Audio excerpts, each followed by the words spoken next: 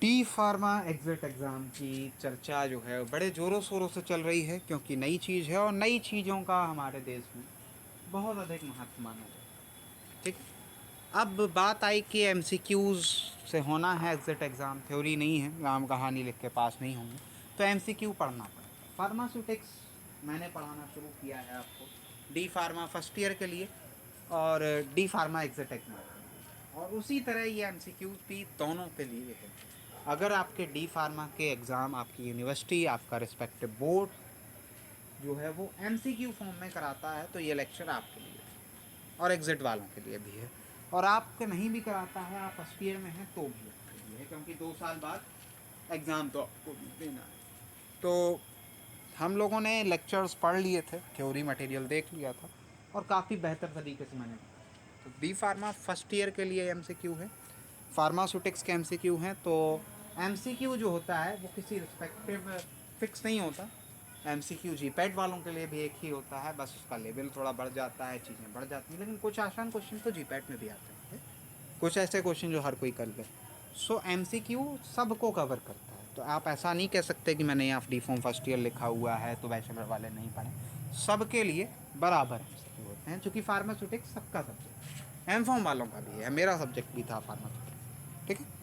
So let's start this video, क्योंकि ये हमारा पहला वीडियो है एमसीक्यू का, और पैटर्न जो है वो ये रहेगा कि 25 एमसीक्यूज़ आपके सामने रहेंगे और मेरे साथ आपको भी इस वीडियो में पार्टिसिपेट करना है, पेन और पेपर लेके बैठना है, और मैं हिंट दूंगा कि इस तरीके का ये एमसीक्यू है, ये बताने की कोशिश कर रहा है, और उस बेसिस पे आपको आंसर देने की कोशिश करूँगा। जर्नी है, ठीक ठाक चलेगी, आराम से करा दूंगा मैं, फार्मास्यूटिक्स के इतने एमसीक्यूज़ करा दूंगा कि फार्मास्यूटिक्स वाला पार्ट ठीक ठाक चला जाए। So let's start. Des यानी which can be defined as the physical form of a dose of a chemical compound used as a drug or medication intended for administration or consumption. Des can be defined as the physical form of a dose of a chemical compound used as a drug or medication intended for administration or consumption. So ये किस तरीके की चीज़ें हो सकती हैं। I hope कि इस तरीके के एमसीक्यू में हिंट जैसी कोई चीज़ नहीं है। क्या हिंट दे सकता हूँ बताइए आप जरा इसमें। So doses form, liquid form, solid form या गैसियस फॉर्म, सीधे सीधे आपके सामने चार ऑप्शंस हैं और उन चार में से एक सही होगा। तो डोसेस फॉर्म जो है वो क्यों पढ़ाई थी मैंने, जो डोसेस फॉर्म का इतना बड़ा लेक्चर लेके आया था, बहुत लंबा लेक्चर हुआ था और मुझे भी उसको बनाने में, उसका मटेरियल बनाने में काफ़ी समय लगा था। तो क्यों पढ़ाया होगा डोसेस फॉर्म? डोसेस फॉर्म ही हम एडमिनिस्टर करेंगे, सॉलिड या लिक्विड या गैस एडमिनिस्टर नहीं करते। जब वो एडमिनिस्ट्रेशन के पर्पज से बनाई गई तो उसको डोसेस फॉर्म बोला। Next, which of the following is the urethral doses form? Urethra के थ्रू कौन सी वाली डोसेस फॉर्म देते थे? आपने नोट्स पढ़े होंगे, लेक्चर देखा होगा। तो यूरेथ्रा से हम जो ड्रग्स दे रहे थे वो थी, कौन थी? Suppositories type. ठीक, suppositories also can be pessaries, but mainly I will focus on suppository, चूँकि vaginal suppositories टाइप का एक फॉर्म बनाया गया था। Pessaries and foams are example of which type dosage form? So the right answer is vaginal type dosage form.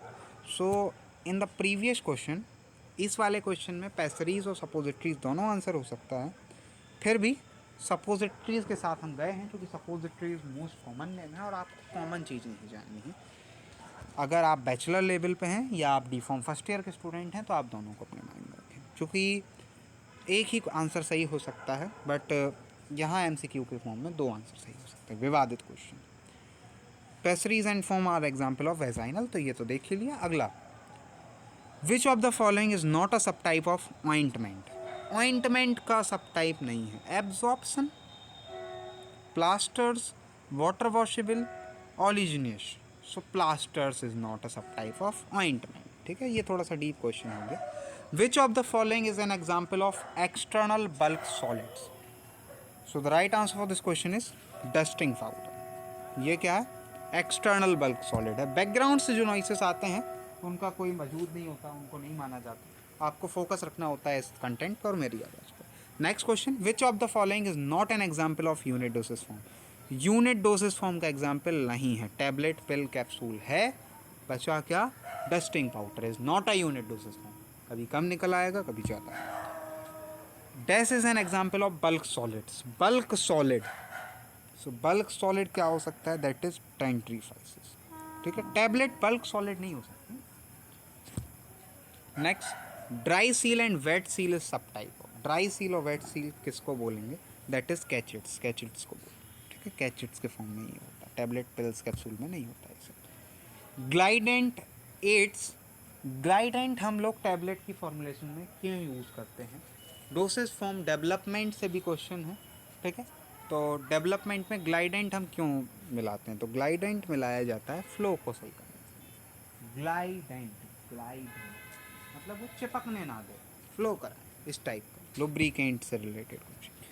Hard gelatin capsules are dense and opaque with attractive colours, तो coloured and opaque fit बैठ रहा है ना, ठीक है, तो hard gelatin capsules क्या हो सकते हैं, हार्ड जिलेटिन कैप्सूल क्या सेमी ट्रांसपेरेंट हो सकते हैं, ट्रांसलूसेंट हो सकते हैं, ट्रांसपेरेंट हो सकते हैं, कलर्ड हो सकते हैं। सो the right answer is like I will go with coloured, ठीक है, तो कलर्ड इसका सही आंसर होगा, या कुछ केसेस में ट्रांसपेरेंट इसका सही आंसर हो सकता है, लेकिन ट्रांसपेरेंट नहीं होता, आर पार नहीं देखा जाता, अट्रैक्टिव कलर्स के साथ होता, अगर उसको खोला जाए तो वो फिर वहाँ कलर हटाया जाए तो वो ट्रांसपेरेंट होता। तो यहाँ चीज़ें आई कि यहाँ आप पॉइंट देखिए, ये इतनी चर्चा क्यों की, ये इतनी चर्चा की क्वेश्चन को समझाने के लिए, क्योंकि यहाँ आंसर ट्रांसपेरेंट है, कलर नहीं है भाई, हमें पहले बनाना है जिलेटिन से, जिलेटिन का जो कैप्सूल का सेल बनेगा वो ट्रांसपेरेंट ही बनेगा, ठीक है, ट्रांसपेरेंट और ओपेक बनेगा, उसके बाद उसको अट्रैक्टिव कलर के साथ हम कलर कर देंगे, तब वो कलर्ड हो जाएगा, यानी पहले वो ट्रांसपेरेंट रहेगा। So A is the right answer, ठीक है। अब शायद चीज़ें समझ आई हैं, क्योंकि लंबा समय लगता है ऐसे कुछ एमसीक्यू समझाने में, फार्मास्यूटिक्स सबसे कंफ्यूजिंग सब्जेक्ट, बहुत अटपटा सब्जेक्ट, कईयों बार 3 को ऑप्शन सही हो जाते, कईयों बार। Next is descopolymers are preferred for drug delivery because their chemical composition, total molecular weight is easily changeable. Copolymers किस तरीके के लिए जाते हैं ड्रग डिलीवरी के लिए, उनके केमिकल कंपोजिशन के आधार पर। बैकग्राउंड नॉइस बहुत है, फालतू का, ये ट्रेन वाले चूँकि पढ़े लिखे होते नहीं, इनको पता नहीं किसने जॉब दे दी होती है, ये लोग चूँकि देखिए मैं गुस्से में बोल गया है सब, लेकिन ऐसा नहीं है, रात्रि का समय है, क्योंकि रात में मैं 12-1 बजे ही आपके लिए वीडियो बना पाता हूँ, मुझे इतना ही समय मिलता है, तो रात के समय शायद जानवर के चलते या लोगों को अवेयर करने के चलते ये करते रहते हैं, तो हमें इनको गाली नहीं देनी है, हमें ये बोलना है कि वो अपना काम करें। ऐसे कोपॉलीमर्स प्रेफर किए जाते हैं ड्रग डिलीवरी के लिए, उनके chemical composition, molecular weight easily changeable हो, so these are amphiphilic blocks. Next, resealed erythrocyte have pores of which diameter in their cell membrane? थोड़ा सा क्वेश्चन डीप चला गया, इसीलिए मैंने कहा है कि ये सबके लिए कम, जी पैट वालों के लिए भी, बी फार्मा वालों के लिए भी, टी फार्मा एग्जिट एग्जाम और फर्स्ट ईयर वाला, आंसर है पी, ठीक है, तो इसका कोई हिंट विंट नहीं होता। Dash are artificial proteins having specificity for a single antigen. So the right answer for this question is monoclonal antibodies are artificial proteins having specificity for a single antigen.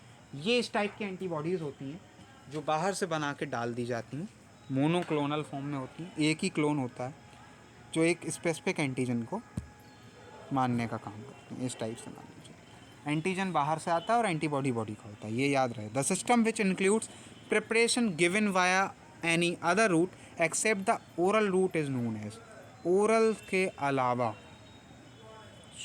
अलावा जो रूट होगा वो parental होगा, parental के अंदर फिर ये सब आएंगे, ठीक है, और ये ओरल सस्टेन तो ओरल का ही फॉर्म हो गया, तो A is the right answer. Next, which property of intravaginal control release drug delivery system is not preferred for delivering of drugs by vaginal route? So the right answer for this question is a small permeation area. Next, Tatum T and Cu7 device consist of dash with copper wire, किसका रहता है, ये थोड़ा सा typical question हो गया, polypropylene, इसीलिए मैंने इस क्वेश्चन जो क्वेश्चन बनाए हुए हैं मैंने वो सारे लेवल्स के बनाए हुए हैं, क्योंकि आप अदर कम्पिटिटिव और गवर्नमेंट जॉब्स के एग्ज़ाम्स भी देंगे और बी फॉर्म वाले भी इस वीडियो को देखेंगे, तो सबके लिए ये वीडियो है, कॉमन वीडियोज़ हैं, माना कि सीरीज DPE की है। Next, dash is a commercially available devices which releases a contraceptive hormone. So the right answer for this question is progesterone. Sorry, progesterone. B is the right answer. Next question. DAS is a new system of drug delivery by engineering smart microcarriers that overcome the limitations of current delivery medicines. So the right answer for this question is transdermal. Next, DAS is a non-invasive technique which delivers the charged drug molecule across a synthetic or biological membrane under the influence of electric current. Current वाली condition. Last वाला पकड़ो. Ionotophoresis is the right answer. For preparation of medicine, there is a requirement of specific direction which are written in a book called. Medicines की preparation के लिए एक book बनाई गई थी और उस बुक के बारे में भी हम लोगों ने चर्चा की है हमारे लेक्चर में। उस बुक को बोला गया था फार्माकोपिया। हर कंट्री की फिर अपनी फार्माकोपिया थी, UP, IP, BP। Drug and cosmetic act कब पास हुआ था, बिल्कुल स्पेसिफिक क्वेश्चन। तो DCA जो पास हुआ था वो हुआ था 1940 में। Next, Indian pharmacopoeia was constituted in for publication of IP। So the right answer is 1948 में इसको बनाया गया था। Next, second edition of IP was published in 1966 and its supplement कम। अब supplement से क्वेश्चन और बहुत अच्छे से मैंने थ्योरी आपको पढ़ा रखी है। तो राइट आंसर इस क्वेश्चन के लिए है आपका 1975, सप्लीमेंट 75 में आया था। Edition of IP was publish in 1985। कौन सा एडिशन 1985 में पब्लिश हुआ और उसमें एडेंडम हुए 89 और 91, 1989 एंड 1990। तो ये एडिशन है third. Next, the fifth edition of IP was published in year 2007, whereas its addendum was published in year 2007। वाली जो एडिशन था पाँचवा IP का, उसमें एडेंडम कौन सी ईयर में लाया गया था, तो 2008 में लाया गया था। ठीक है, ये रही आपके सामने आंसर सी। बहुत ही बेहतरीन तरीके से हम लोगों ने इसको प्रयास किया कि इस MCQs को सॉल्व करें, और धन्यवाद इस वीडियो को देखने के लिए। मेरा व्हाट्सएप नंबर आप सबके पास है, आप मुझे मैसेज कर सकते हैं कोई भी समस्या यदि आपको होती है तो। और जो MCQs हैं वो सबके लिए होते हैं, तो फार्मास्यूटिक्स के MCQ चल रहे हैं। धन्यवाद।